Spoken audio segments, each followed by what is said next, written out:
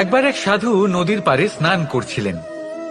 উনি দেখলেন যে জলের প্রবাহে একটা বিছে ভেসে যাচ্ছে।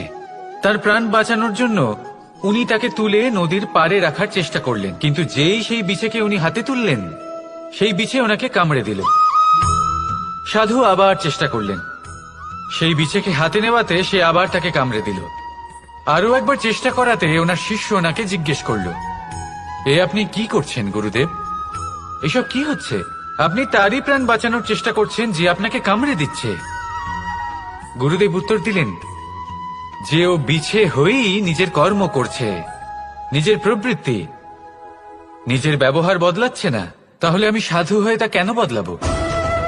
এর তাৎপর্য হলো সরল, যে সংসারে কিছু মানুষ আছেন যারা হয়তো খারাপ, দুষ্ট প্রকৃতির, আর হয়তো তারা কখনোই বদলাবেন না, কখনোই কোনো পরিবর্তন আসবে না।